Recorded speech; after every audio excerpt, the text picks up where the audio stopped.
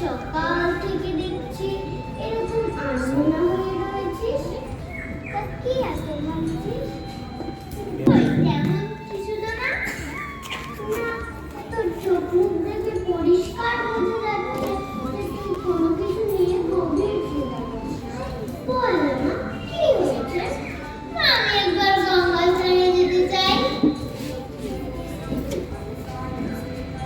আচ্ছা আচ্ছা, সে তো ভালো কথা।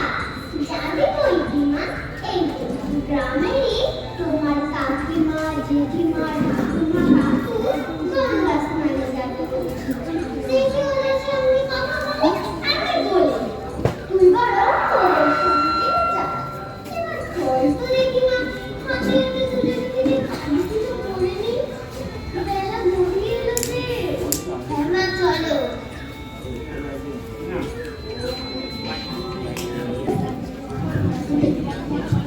ওরে, তোরা কথাবার্তা পরে বলিস, পা চালিয়ে চল। কেন এ কথা কেন বলছো?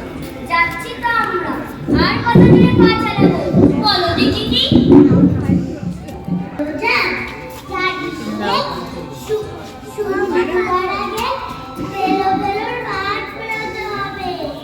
এর মধ্যে কি ভুলে গেলি?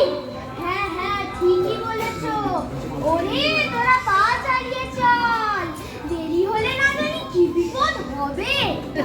যা বলেছিস, শেষে হয়তো ডাকাতেরা সবকিছু লুটে নিয়েই চলে যাবে। শুধু কি তাই, যদি বেঘরের প্রাণটাই চলে যায় তখন? ওরে বাবা, হে ভোলে বাবা, রক্ষে করো। ওরে ধীরে ধীরে চললে কি করে হবে বল দিদি? কি করবো বলো? আমি তো সাধ্য মতো চেষ্টা করছি। সেটা বুঝলাম, কিন্তু তাড়াতাড়ি না গেলে যে ডাকাতের হাতে মারা পড়তে হবে। তোমরা বরং এগিয়ে যাও আর নদীতে পৌঁছে আমার জন্য অপেক্ষা করো। আমি তোমাদের পেছনেই আছি। হ্যাঁ হ্যাঁ, তাই করি। ওরে, তোরা পা চালিয়ে চল। ওরে, আর বেশি সময় বাকি নেই যে। কাউকেই দেখা যায় না যে। না, যত দূরে চোখ যায় কেউ নেই। এদিকে সন্ধ্যেও হব করছে। আস্তে আস্তে মা এসে পড়লো তেলোভেলোর মাঠে। চারিদিক অন্ধকার, মা আপন মনে অন্ধকারের মধ্যে হেঁটে চলেছে।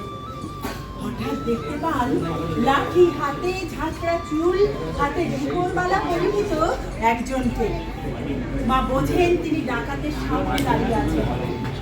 লজ্জাশীলা মা প্রথমে ভয় পেলেও একটুও চঞ্চল হলেন না। কে তুমি? এই সময় এখানে দাঁড়িয়ে আছো? কোথায় যাবে জানো? কে? বাবা, আমি বোধহয় পথ হারিয়েছি। আমার সঙ্গীরা আমার পেছনে ফেলে গেছে। তুমি যদি আমায় সঙ্গে করে তাদের কাছে পৌঁছে দাও বাবা। তোমার জামাই দক্ষিণেশ্বরে রানী রাসমণির কালীবাড়িতে থাকে। ভয় নেই, আমার সঙ্গে মেয়ে লোক আছে, পিছিয়ে পড়েছে। কি হয়েছে গা? তুমি কে বাছা? তোমাকে তো চিনলাম না। এই সন্ধে বেলায় অন্ধকারে একা দাঁড়িয়ে আছো যে? আমি তোমার মেয়ে সারদা।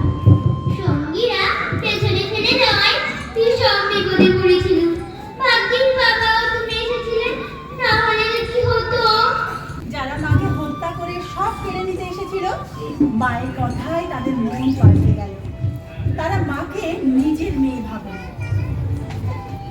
না মা, তোমার কোনো